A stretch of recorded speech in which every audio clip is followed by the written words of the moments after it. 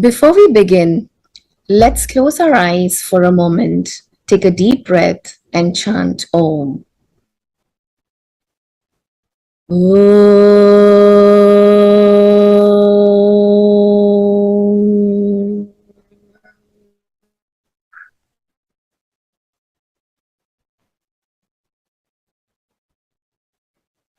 Namaste, everyone.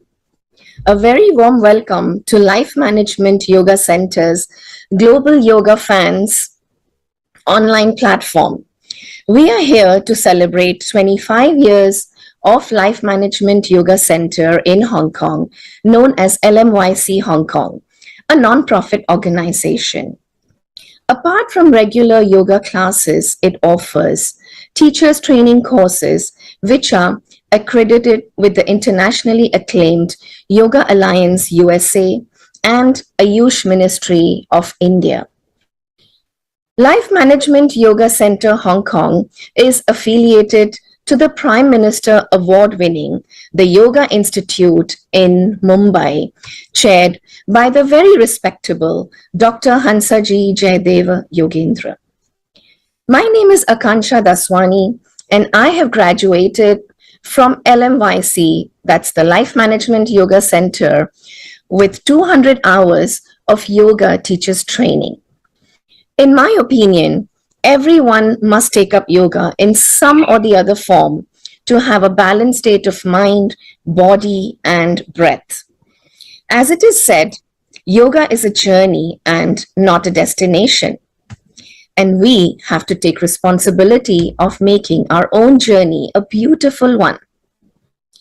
Tonight's episode, we have with us our very own esteemed, respectable Mr KP Daswani, also known as Uncle KP, who has worn multiple hats during his lifetime.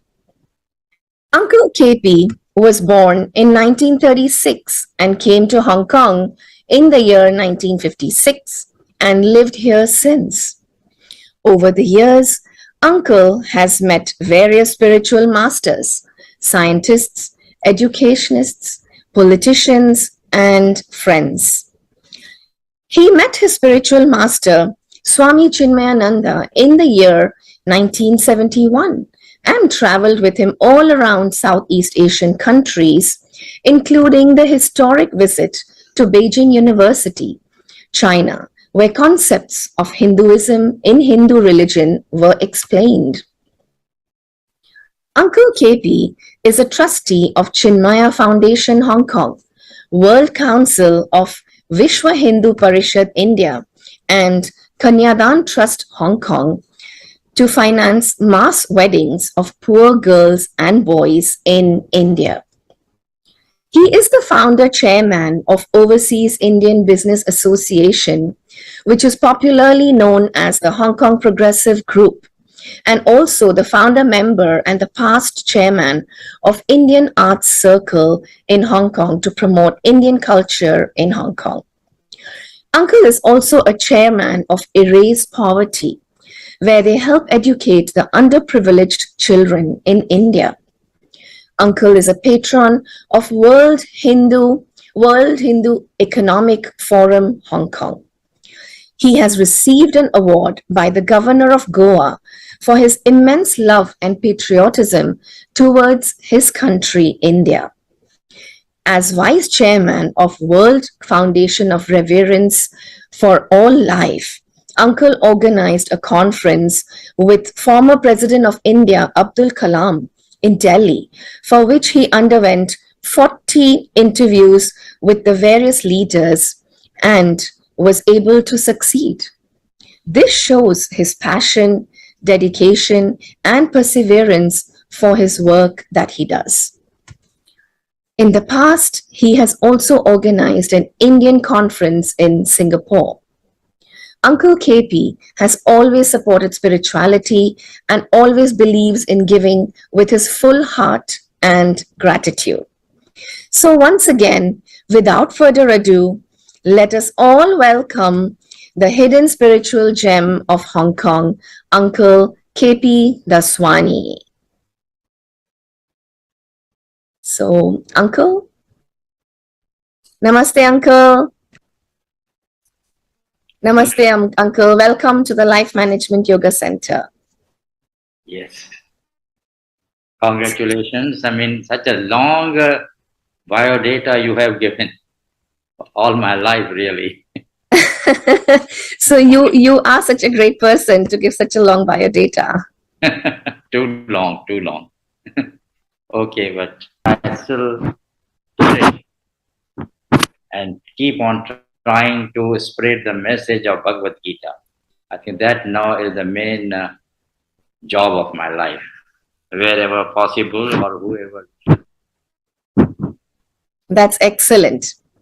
So, Uncle KP, I would like to have a small discussion with you on Bhagwad Gita for our dear audience, as you have been sharing the Vedanta knowledge for over 50 years now. Yes. Yeah, so actually, we have a few questions. So, my first question would be, what made you so interested in Bhagwad Gita? Well, I think it's the realized master's grace. When the masters are looking for some disciples, then they choose. We never choose our masters. They come and somehow you feel attracted to them and you feel that what they are talking about the life itself makes a lot of sense and they Okay, go deep. okay, so that's lovely. So, we are living in the world of science and technology. How do you think the teachings of Bhagavad Gita have relevance to this modern world? Yeah, the world has not changed. World, there is no ancient world, there is no modern world. Yes, we must be thankful to various discoveries of science and technology. But the life is not about the body alone. Our technology, our science has made life more comfortable. There's no doubt. But it has no solution, not even one solution for the health of our mind, for the health of our intellect, for the health of our soul. If you are today very in the summer, very hot weather, and your mind is disturbed, your child is sick, family problem, something, right? So today you have air conditioner. Yes. So you can sleep with cool air. So my master used to say, you are suffering coolly. That is the only difference. Okay. First, you were suffering in lot of heat, and now there is no heat. You have air conditioner, getting cool air, but the mind continues to be very disturbed. Mm, So Bhagavad Gita teaches you how to take care of your mind even when the heaviest of tragedy comes into your life. okay. No matter what tragedy comes, but science will not help you to overcome that pain, that suffering, that frustration. It Mm. is spiritual teachings of the great scriptures that help the individual to overcome the tensions and the stress in life. Science So, has not produced even one solution. yes. So, irrelevance of the science and technology today, the spiritual education still is the greatest.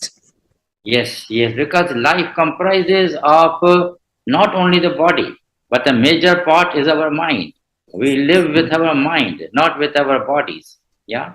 Yeah. Science has provided conveniences, no doubt, more comfort at the physical level.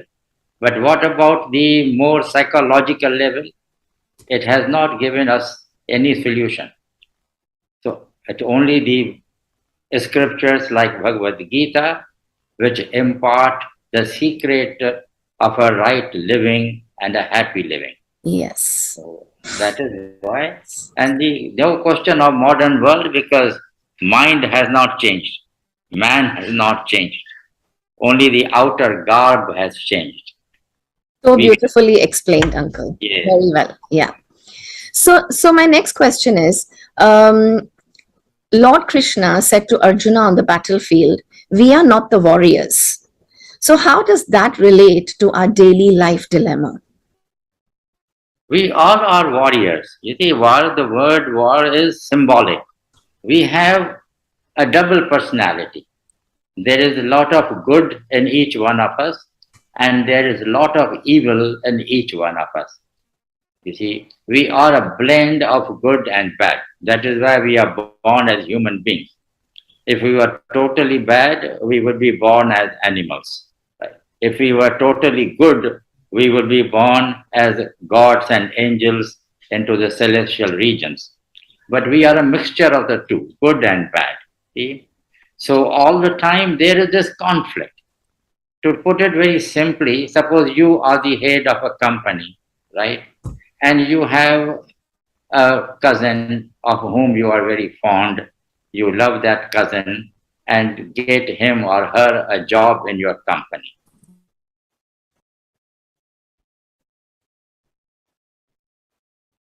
Fight for the job, but you being the owner, the boss, you give her a job. Now she makes a mistake, a great blunder, right? The question is, how would you punish her? If the other staff, senior staff, had made the same mistake, you would, without any hesitation, fire off or curtail his bonus or do some punishment. But because your own cousin, whom you love, has made that mistake, you make compromises in life. Right? Yes.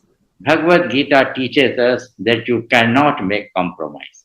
You see, you must have equal vision for everyone in this creation. Yes. And so there is a constant conflict. This is the war between us, whether I succumb to my emotions or do I stand by the truth, and whatever the truth demands, I make those decisions. So this is the eternal war in every mind, and the scripture teaches us how to really evaluate, assess the situation correctly, and do the right decision. Mm. Otherwise, you become a very emotional person, and then there is favoritism and other evils that come along with it. So look at every human being as one form, irrelevance. Yes, as an equal, Yeah. like the other one. Equal. Yes. So, and then if it is wrong, then you must fight that injustice. It is an active resistance to the evil. That is the main thing. Wonderful, Uncle. So sometimes we feel that we can't fight. We leave people alone or we leave our issues unresolved. So in this situation, how does one stand up for themselves? See what the Lord has advised, that a human cannot keep quiet. It is not only the body action. Let the body be inactive. But the mind is such a wonderful instrument, a mysterious instrument, which functions 24 hours. Mind is always working. So there is no question of withdrawing from activity physically. In that sense, even an inaction is an action of the mind. The mind decides, I will not do. It is deciding that action of inaction. Correct? But you cannot withdraw from activity, because your own totality of the inherent tendencies with which you are born will force you to act. Will force you to act, even if you don't want. So, not to worry. Very, very well explained, Uncle. It sounds so simple, but we really live in a complex life. Yeah. So what did Krishna advise to Arjuna when he did not want to fight? He advises him first to find out who he is. Most important thing is in life to rediscover our true identity. And the first education that he gave to Arjuna, and let us say Arjuna is not an outsider. Arjuna is the representative of the whole humanity. The whole humanity is being represented, because this Bhagwad Gita is a dialogue between God and man. Right? Okay. So we must understand that Arjuna represents you, Arjuna represents me, and the whole of humanity. So Yes. his job is therefore to first understand who he is, then alone you can have the right relationship with Mm, the whole creation. But in case of a understand. specific identity, it So they say the whole nature is made up of three gunas: electron, protons, neutrons. What is the role of these in nature, our prakriti, and in yoga of action, karma yoga? oh, that's a big question. That's a big question. Okay, let us try our best, see what we can achieve. Uh, First thing is this electronic, protons, neutrons, they are the three components of the atom, right? Yeah. One neutron is the neutral, protons is positive, electronics is negative, all that. But it has nothing to do with the gunas. Gunas and the nature is one and the same thing. That is Mm, be very clear to us okay. that the nature is three gunas is nature. And in Yes. Sankhyan philosophy, the nature is divided into 24 components. The five gross elements, the Yes. 10 sense organs, out of them, five are organs of knowledge, five are organs of action. Then you have the five objects in the world for every sense organ, Mm, Shabda, Sparsha, Rupa, Rasa, Gandha, all yes. the five Akti. And then the inner equipment of four: mind, intellect, ego, and memory. Yes. The whole creation is made up of these 24 components. Right? So that's the chitta, right? That is, yes. So Yeah. that is the whole nature. Mm, Whole nature. That yes. is at the macro level. At the macro level. At the micro level, these three gunas function as different mindsets. See, we have four distinct classifications of the human society. You have the think tank, you have the executive arm, you have the economic component, you have the workforce. And these are the three gunas. So you have the Sanskrit technical words sattva, rajas, and tamas. Right? Mm, These three. Rajas is divided into two. So first one, when it is pure sattva, you are a thinker, you are a visionary, you yeah. are a scholar, you have knowledge, you have patience, love, compassion, all those qualities, sattva. In Rajogun, when there is a majority of Rajo, more than 50%, then you become the executive arm of the society, an administrator, defense forces, dynamic life is there, ambition is Mhm. there, right? But when Rajogun is less, then you become a businessman, an Yes. economic component creating wealth for the society, which is to be used for the welfare of all. See?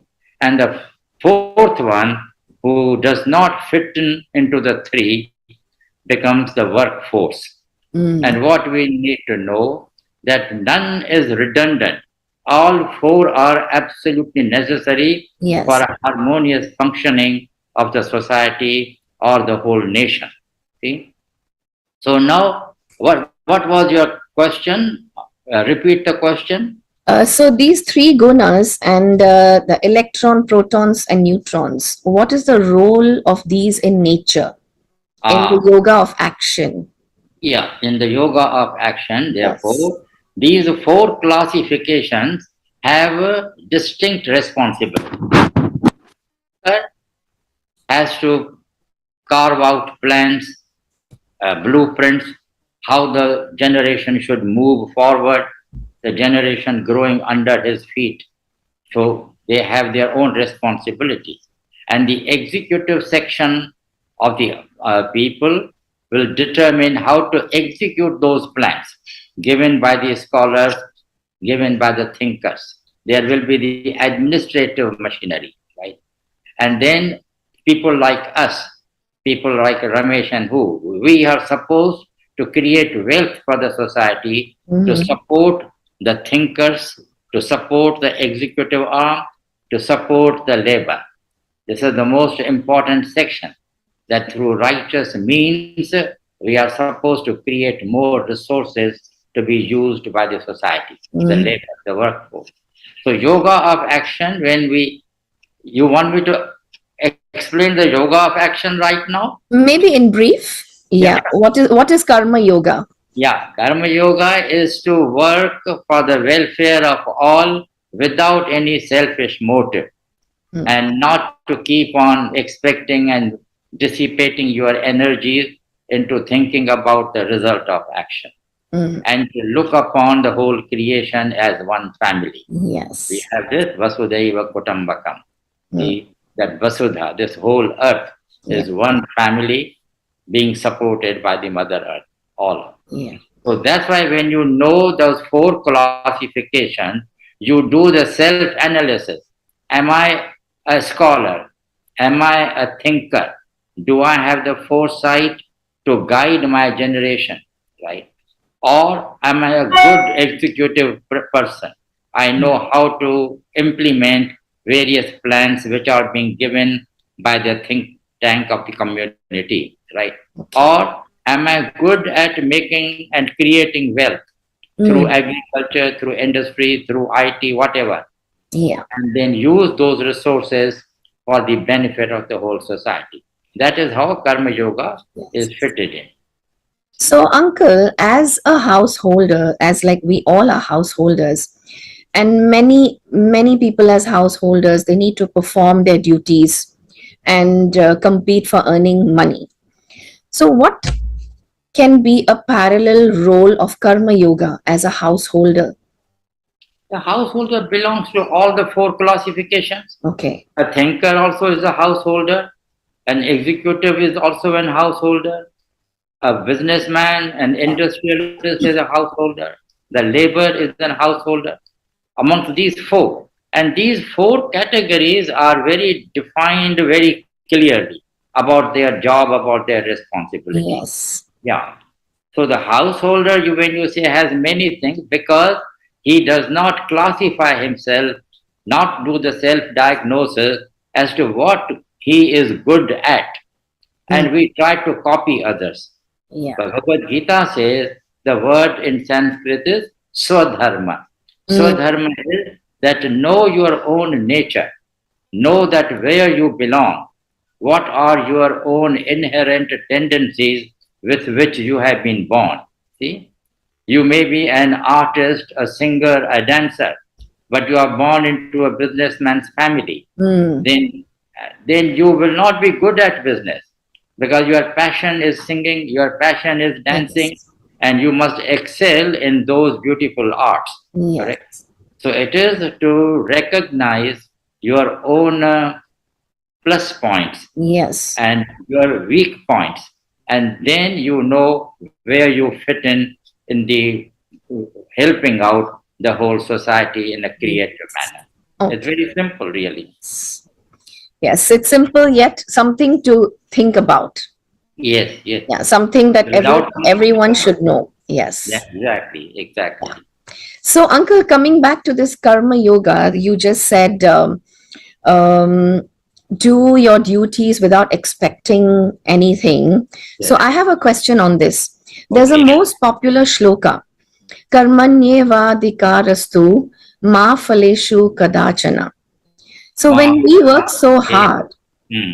why shouldn't we expect to reap the fruits? You can't jump into future. Future fruit belongs to the future, not to the present. Activity belongs to the present. Now, if your mind, while performing the activity, thinks about the future, that means 50% of your efficiency is cut down immediately. You see, the mind has to be single pointed focus upon the activity, right? And the instruction is no selfishness. It is something like, the body politic. Suppose the eyes say, I don't want to see, then you cannot. The ears say, I plug them, I don't want to hear anything. It cannot be done, right? Each section of the body has to perform its own role, what role it has been given. So According to that fourfold classification, you have a duty. There are five types of duties given in our scriptures, in Bhagwad Gita also. You see, Deva Yagya, Rishi Yagya, this Pitri Yagya, Manusha Yagya, Bhuta Yagya. These duties have to be performed depending upon our own classification, as I explained. Correct? Now, if you think about the future, then your whole efficiency and all the time you're thinking, I hope this will succeed. I hope this will succeed. I hope I'm not Mm, making a mistake. So your mind will be just dwelling yeah. upon the future result Mm, rather than focusing 100% upon the activity in hand. okay. Number two, as you sow, so shall you reap. Mm, This is the popular adage, not in Bhagavad Gita, but yeah. as you sow, so Yeah. shall you reap, Yeah. right? So That's a if common your phrase. action Common. is Yeah. right, the result will be right. This is the cosmic law. That's when there is no selfishness in your activity. That is the more important function. That Yes. your activity which you have chosen, is it selfish only for you, or it is aimed at bringing joy and happiness to everybody around you? That's the most important, because the third quarter says ma karma phala hetu bhu. See, Okay. the fourth quarter is mate sango akarmani. The Mm, third quarter is very important, that you must see that there is no selfish desire moving around in your intentions. The activity has to be for the benefit of all. That is the powerful instruction. And as you sow, so shall you reap. yes. Depending upon your own intention, the result will come. That is how the whole cosmos is working. The sun is working, the moon is working, the earth is rotating. Nobody questions why. It is our duty. I am duty bound and I must perform this duty and see to it that everybody is benefited from my efforts. That was lovely, Uncle. Beautiful explanation for that. Yeah. So, Uncle, can you briefly tell us about different kinds of yoga mentioned in Bhagavad Gita? Bhagavad Gita, every chapter is a yoga. Okay. Every chapter is called a yoga. From 18 chapters, I narrate for you. Arjuna Vishada Yoga, Sankhya Yoga, Karma Yoga, then Karma Yoga, this Sannyasa, Karma Sannyasa Yoga, then the uh, action in knowledge, action culminating in knowledge. So that is yoga. Then meditation, yoga of meditation. Then the seventh one, yoga of knowledge and wisdom. The eighth one, Akshar Brahma, the yoga of Akshar, the immutable Brahma. Then the royal secret, the royal knowledge in the ninth chapter. 10th chapter, the yoga of vibhuti, the various glories of the Lord, the yoga of the glories, right? That is it. Then number 12 is the path of devotion. 11th is yoga of the cosmic form, the Wow. Vishwarupa Darshan, cosmic form. The 12th is yoga of devotion, 12th chapter. 13th, Kshetra Kshetragya, the field and the knower of the field. 14th, yoga of the gunas, three Mm, gunas that you mentioned.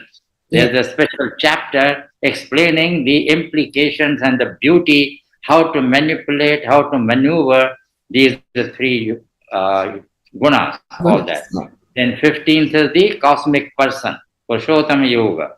So beautiful. And then the 16th is the devilish and the divine qualities. 17th is the threefold faith. Faith also is divided into three categories. And the last one is the yoga of liberation through renunciation. Mm, Yoga of liberation. So 18 yogas we wow. have. Then we have, of course, Patanjali's famous Ashtanga Yes. Yoga, right? Yeah. You must have heard about it. Yes. Yes. Yes. That's very important. That's amazing. Yeah, yeah. So the Yeah. yogas We have a are, lot to learn from you, Uncle. A lot to learn. we have to learn from Lord Krishna. He is the source. He is the main source. Okay. Uncle, how does Bhakti Yoga play a part in controlling our emotions and the commotions that we go through? That is simple. So that is simple. Where is the difficulty? Bhakti Yoga. Bhakti here, love has the three stages. When your emotions are directed to the world of objects, it is called lust. Lust. Lust. Anything that you fall in love with an object, it is not love. It is just lust for the object. Then at human level is okay. We use the word love. But when these emotions are directed to the Lord, it is called devotion. That's the word you used, bhakti. In English, we will call it devotion, Yes. path of devotion. Mm. And this love is what? Is the degree of identification with the beloved. How do I express my love? I express my love by doing everything, anything that my beloved wants.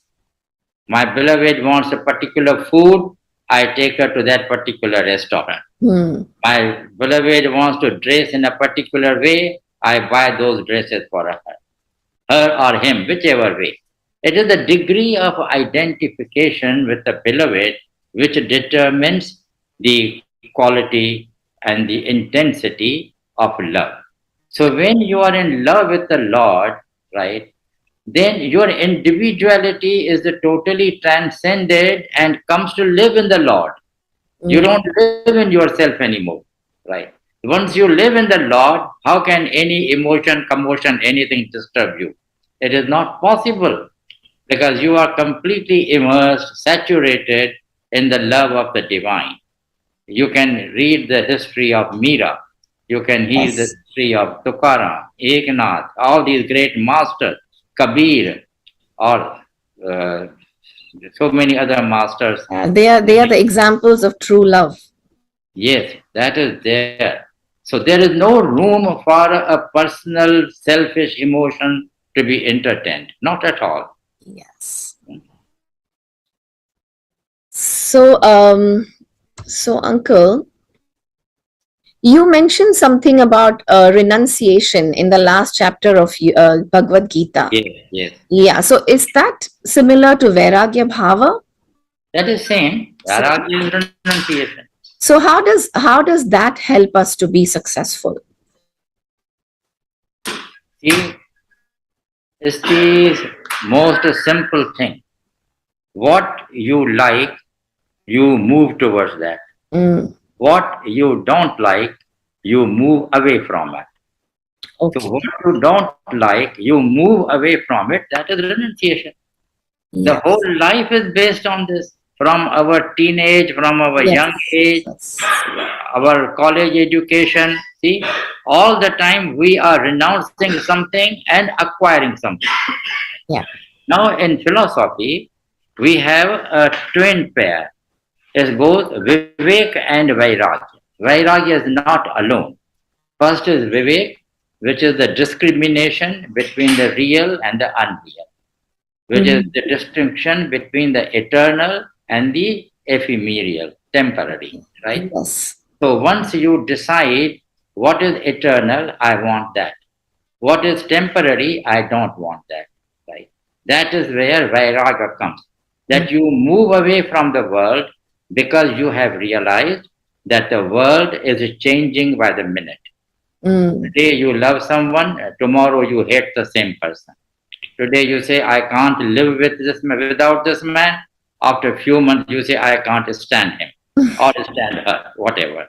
So you have realized through observation that the world is in a constant flux. Everything Mm. changes. Yes. Number two, everything perishes. Yeah. Nothing is permanent. Yes. It's The a constant people you change. love may die this minute or maybe after a few years. Mm. The things you love will ultimately perish. So the two aspects of this creation is there. Everything is perishing by the day, everything is changing by the day. Nothing is constant, right? And therefore, there is this spiritual inquiry. Is there something which will not destroy, which will not perish, which will not change? which will always be with me?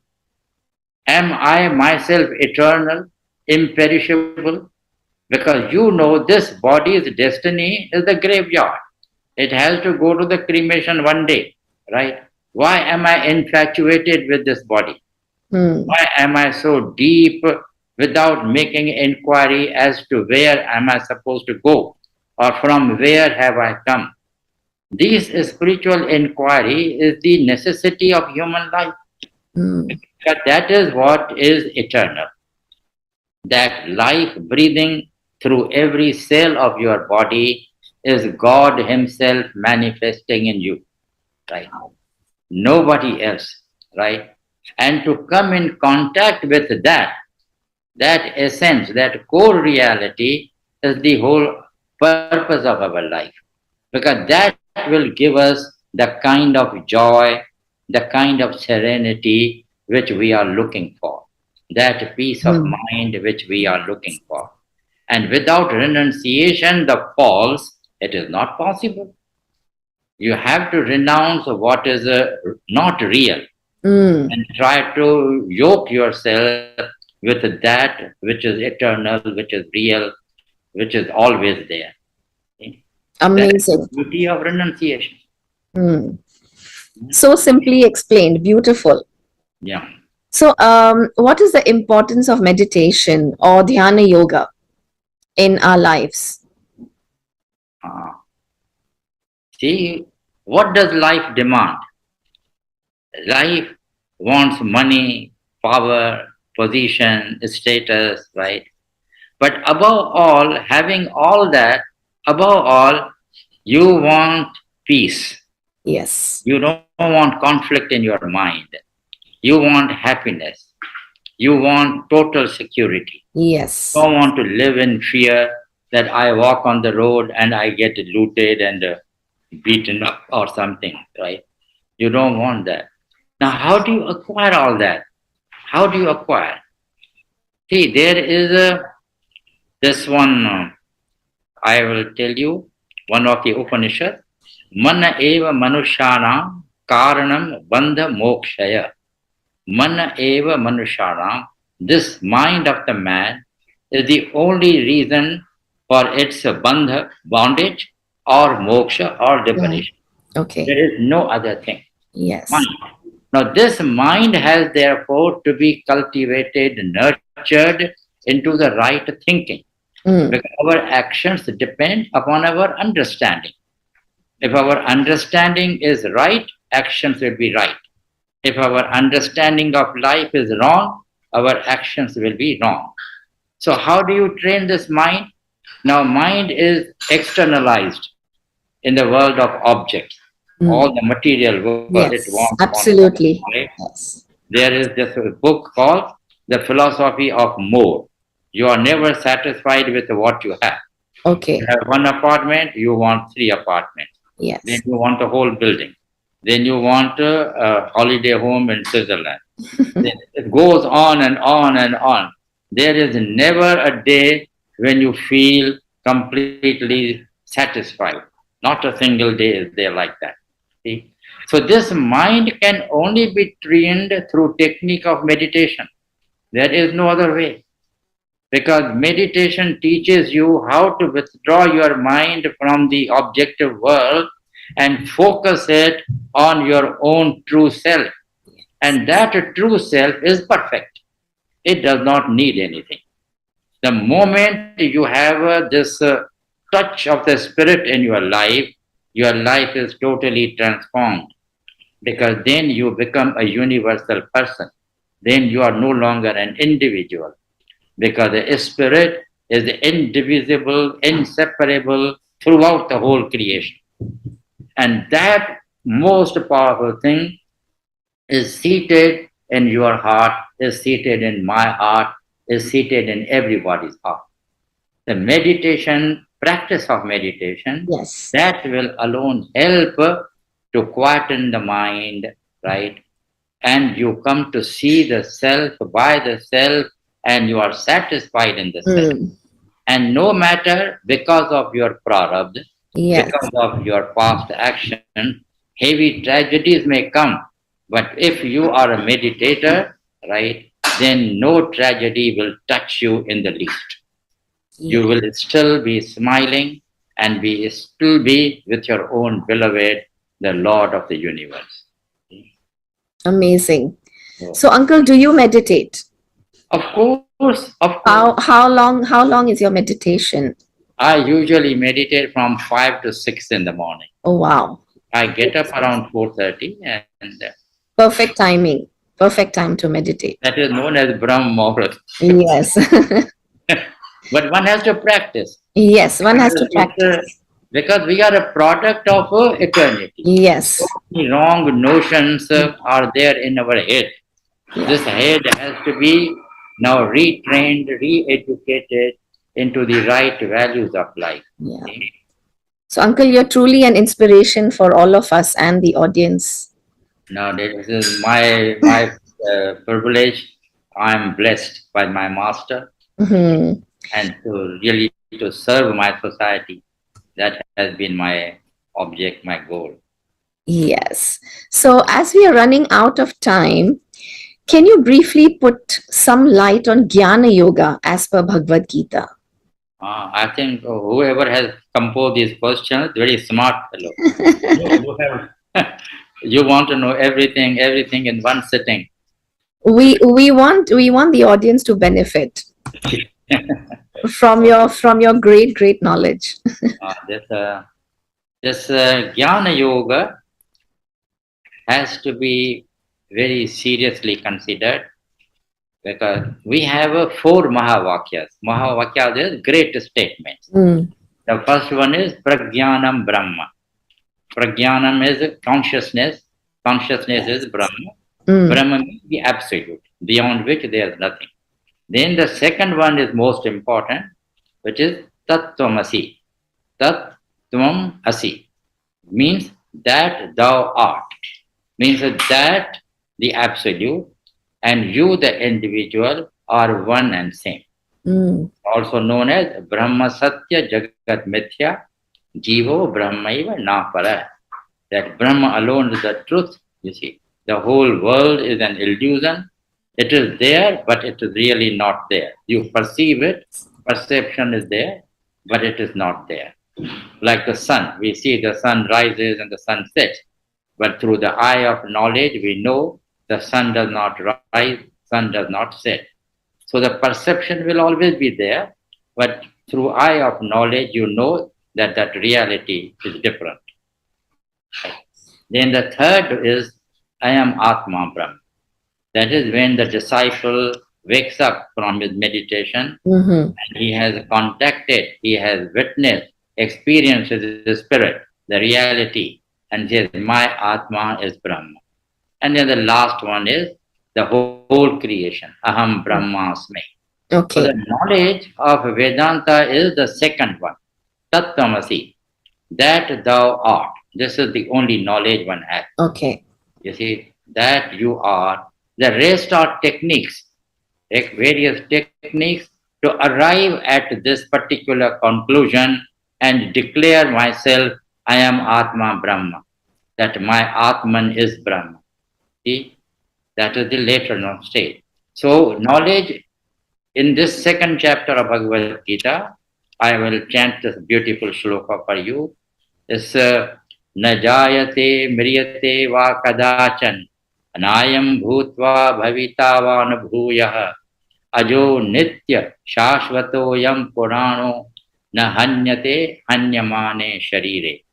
Where the Lord says, O Arjuna, O pilgrim on the journey of truth, O truth seeker, right? You are not born and you will never die. Na jayate, not Yes. born, na miriyate. Never. You are imperishable, you are indestructible. Right. You are always there. Okay. Nitya, eternal. Shashvat, unchanging. No change can ever come to you. Yeah. Ancient world or modern world. No distinction for the spirit. See, it's always there. Then nahanyate hanyamane sharire. When the body dies, it does not die. It is always there. Nahanyate hanyamane sharire. See, so this is the beginning of knowledge. This is the in Second chapter, Sankhya Yoga. That is the yoga of knowledge, right? That as you change your dresses, so also the soul keeps on taking up new bodies Mm. to exhaust its old tendencies and Yes. acquire fresh knowledge. It goes on. So, yoga of knowledge is described in the 13th chapter, also in the 15th chapter. You see, so all this is a very vast subject. Yes. Yes. Yeah, but you must remember what I can point out, that you have to qualify yourself to study the yoga of knowledge. And this qualification comes through the performance of karma yoga first. Because karma yoga alone will purify the mind. Right now, the mind is impure with so many desires of the worldly things. So, mind has to be purified. The purified mind has to gain knowledge. Another shloka you must have heard, Shraddhavan labate jnanam, Mm. tattara sanyate indriya, jnanam labdva param shanti acharena gacchati. The knowledge is necessary, but knowledge will only come when you have total faith in what the scripture has declared Yes. and through the lips of a realized master. Then alone knowledge Yes. becomes a reality of your life.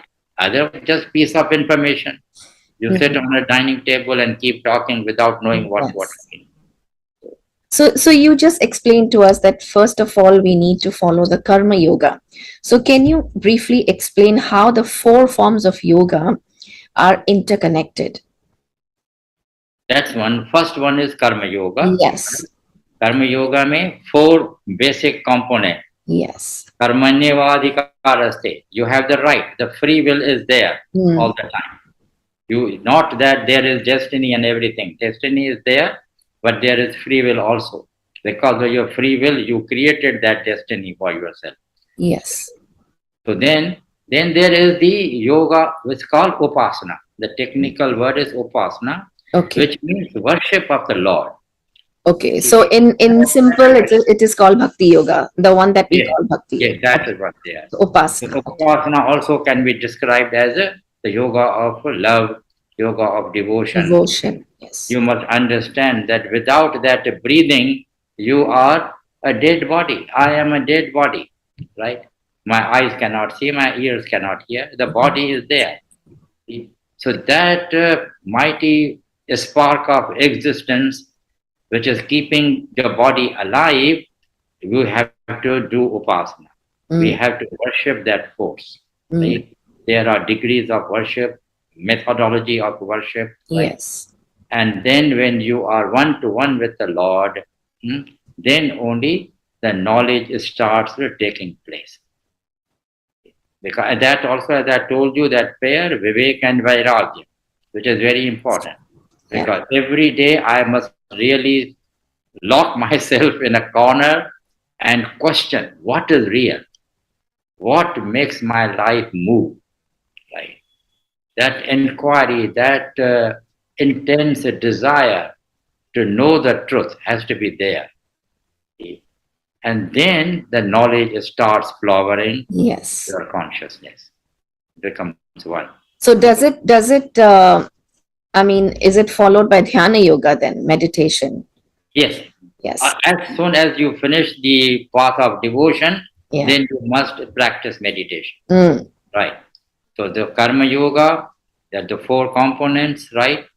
And see that mind should be focused on the activity and not on the fruit. Fruit belongs to the future. Fruit belongs to the intention with which you Mm. are performing the activity itself. Also remember that intention, because action may be good. I often give an example that you go to a concert and there is fundraising and you want to make an introduction to the boss, the Mm. sitting in the first row. You have also bought a ticket for the first row. Yes. So you take out $1,000 bill and give to the little girl who is coming with raffle tickets and all that. Mm. Now your action is very good, giving $1,000 for charity, very good. But what is your intention? Your intention is not charity. You are not bothered about charity. You want an introduction to the boss sitting in the first row who saw that you waved your $1,000 bill and gave in charity. So what will be the intention? What will be the result of that action? No good, because there was a selfish motive of a particular selfish object. See? So the intention behind the activity is very important. That alone will slowly purify the mind Yes. and make sure that our intentions are noble intentions and not rooted in selfishness. That is important. How the yoga will be automatically. That will be a natural growth. You don't have to worry.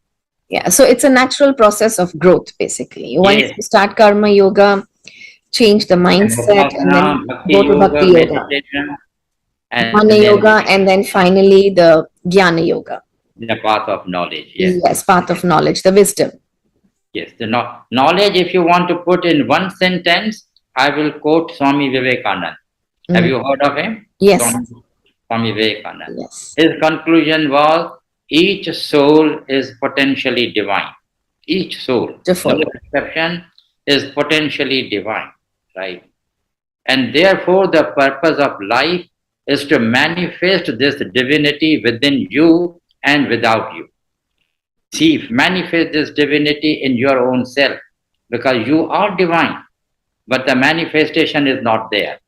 It is hidden by our own selfish desires. And then the third line, Vivekananda says that you realize this truth by way of karma yoga, by way of bhakti yoga, by way of jnana yoga, by way of jnana yoga, or hatha yoga, or Patanjali yoga, whatever you have, or combine them all. But you must realize before you quit this body. You must realize this divinity within you, that you are not a bundle of flesh and bones, but there is a super essence in each one of us, and we must realize it in this lifetime itself. That is the promise of the scripture. Beautiful, uncle. Amazing. So, uncle, behind every successful man, there's a great woman. So, can you identify her? My wife, no. I'm the living example. What more? That's beautiful. Okay, that's beautiful, right? Very nice. Yes, yes. So, let's sum it up briefly, uncle. We were in love for 7 years before we got married. Oh, lovely. Very nice. Yeah. So, are you from Hong Kong originally? No. No. Yeah. We live in Pune. Yeah, you came. Yeah, yes. You came to Hong Kong in 1956. During partition, we went to Ranchi and then came to Pune. Yes. And then after my graduation, I got a job in Hong Kong and came to Hong Kong. Yes. And then God has been kind, merciful. Financially, we progressed. Emotionally, we progressed. That's wonderful. We progressed. Wonderful. So you are an inspiration for everyone. Well, I hope so. Yeah. So let's sum it up briefly, uncle. What are the 3 main teachings of Bhagwad Gita which we must remember during our lifetime while facing the life challenges? Hey, Baba, you must remember all the teachings, not only. Okay. The 3 main teachings in simple words that the audience can resonate with. The main teaching is first that you are a divine spirit. Yes. You are not this body and mind. Right. In doing this one, the Lord advises in the 6th chapter, Uddharet Atmanatmanam Na Atmanam Avasadayet Atmaivaha Atmano Bandhu Atmaivahi Ripuratmana. That level of confidence that you are your own best friend. There is no friend outside.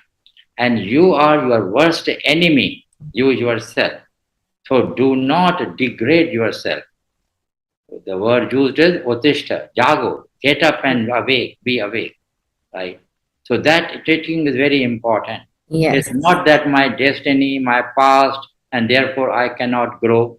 But the Lord says, no, you are your best friend and use your all faculties and grow up, wake up, Mm. right? That one I think found very important shloka, right? Very, very important. Then in the seventh chapter, the Lord says, Matta parataram nanyat kinchit asti dhananjaya. Mai sarvamidam protam sutre manigana iva. If you are a Gita student, you know this is a very important shloka where the Lord says, everybody is in me, is strung in me, as a row of pearls are hanging in one string. I am the string and the whole creation is strung in me. So what is there to free? What is there to fear? When Lord has himself declared so openly, you see, that beyond me there is nothing. Mattah parataram nanyat. Kinchit asti dhananjaya. Nothing is there without me. God alone is. Every atom and cell of creation is soaked in God's presence. Without that, there's nothing. So either, what did I say, the first one? Matta parataram nanyat Yeah. kinchit asti. First is, you are a divine entity. You Yes. are not a material entity. You are a spiritual being. And then the second is level of confidence. You are your own friend, you are your own enemy. To know this. Once you succumb to the emotions, you become your enemy.